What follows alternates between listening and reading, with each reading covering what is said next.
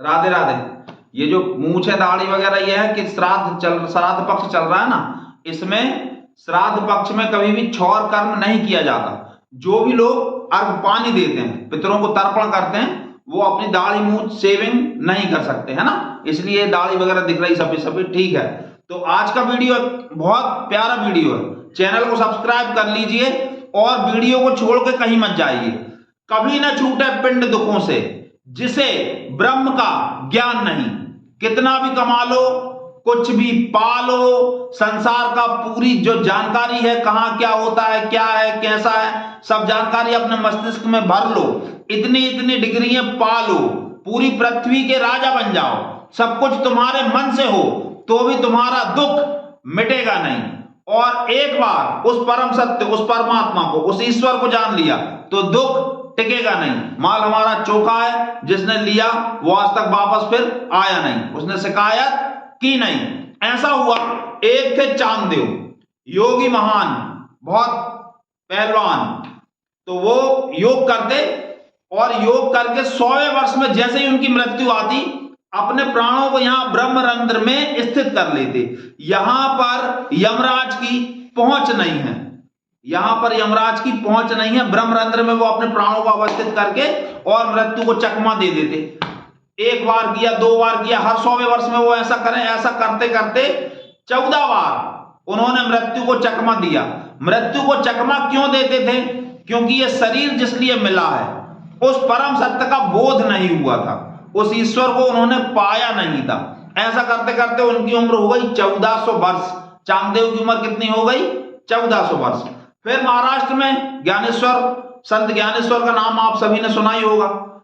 संत ज्ञानेश्वर का जब प्राकट्य हुआ, तब चांगदेव जी ने सोचा कि हां, इनसे मैं जाकर के दीक्षा लूं और इनसे मैं अपने मन के प्रश्नों का समाधान पूछूं, मांगूं, तो निश्चय ही मुझे उनका समाधान शब्दों में, अनुभव में मिलेगा और मेरे जीवन की पूरी थकान मिट जाएगी, मेरे शरीर को धारण करने का उद्देश्य पूरा हो जाएगा। एक एक शब्द पर ध्यान दीजिएगा। 1400 साल के थे चांगदेव और 14 वर्ष के थे संत ज्ञानेश्वर। उस समय मोबाइल तो चलता नहीं था, ना फोन थे, ना कोई किसी प्रकार का वो चलता था, फैक्स ये वो सब, डाक विभाग भी नहीं था, चिट्ठी चलती थी। उन्होंने सोचा चिट्ठी लिख दें। अब चिट्ठी लिखें तो लिखें क्या? 1400 वर्ष का व्यक्ति 14 वर्ष के बालक के लिए क्या लिखे? कम लिख नहीं सकते। कम क्यों नहीं लिख सकते? क्योंकि शरीर की आयु में भले ही ज्ञानेश्वर 14 वर्ष के हैं, किंतु ज्ञान में चांगदेव से बहुत ऊपर है और अधिक लिख नहीं सकते, अहंकार आड़े आता है। 14 वर्ष के हैं हम, इतनी हमारे पास में सिद्धियां हैं, अधिक कैसे लिखें, आदरणीय कैसे लिखें और छोटा कैसे लिखें?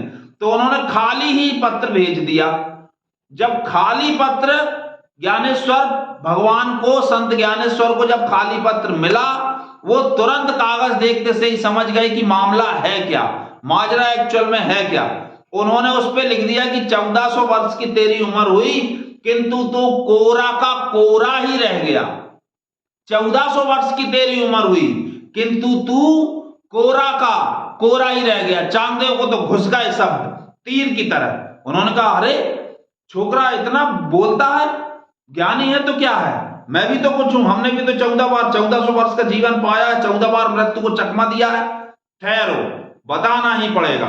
ठीक, शेर बुलाया, शेर बुला के सर्प की लगाम बनाई, सर्प की लगाम डाली सिंह की नाक में, नकेल में, और उसके ऊपर बैठ के चांगदेव आ रहे हैं। आगे पीछे बच्चे हुड़दंग मचा रहे हैं, अरे सवारी आई, अरे सवारी आई, सवारी आ रही है राजा जी की, अद्भुत सवारी। ज्ञानेश्वर महाराज बैठे थे पत्थर की चौकी पे, पत्थर की ब्रेंच आप समझ लीजिए, ब्रेंच पे बैठे थे। उन्होंने देखा बड़ा शोर हो रहा है, देखा तो आ रहे हैं चांगदेव, बड़ा मजमा लगा है, बड़ा जुलूस निकल रहा है। उन्होंने सोचा कि बूढ़े को सिद्धियों का अभिमान हो गया है। उन्होंने उस पत्थर की चौकी से, पत्थर की ब्रेंच से कहा, चल बेटा चल, चल चल बेटा चल चल, और पत्थर का वो पीढ़ा चलने लगा। तब चांगदेव को अपनी भूल का एहसास हुआ कि हमारी सत्ता तो जो चैतन्य है, जिनमें चेतना उन पर चलती है, इनकी सत्ता तो जड़ वस्तुओं पे भी चलती है। ऐसा ज्ञानियों का प्रभाव है। तो उन ज्ञानियों के पास जाकर अपने मन की शंकाओं का समाधान किस प्रकार से करना चाहिए, ये भगवान बताते हैं गीता के 4 अध्याय के 34वें श्लोक में। तद्विधि प्रणिप्रातेन परिप्रश्नेन सेवया उपदेशयन्ति ते ज्ञानम ज्ञानिनाम तत्त्वदर्शिनाम। ज्ञानियों के पास जाकर उनको प्रणाम कर आदर सहित छल कपट अहंकार छोड़कर अपने मन के प्रश्न उनसे पूछो और वे अवश्य ही तुम्हें संतुष्ट करेंगे। तुम्हें संतुष्ट वो कर सकते हैं, ऐसा उनमें सामर्थ्य है। तो याद रखें, कभी ना छूटे पिंड दुखों से। जिसे ब्रह्म शब्द मत बोलिए, थोड़ा भारी पड़ जाता है। ईश्वर का ज्ञान नहीं, भक्ति में ही सारे कष्टों को मिटाने की शक्ति है।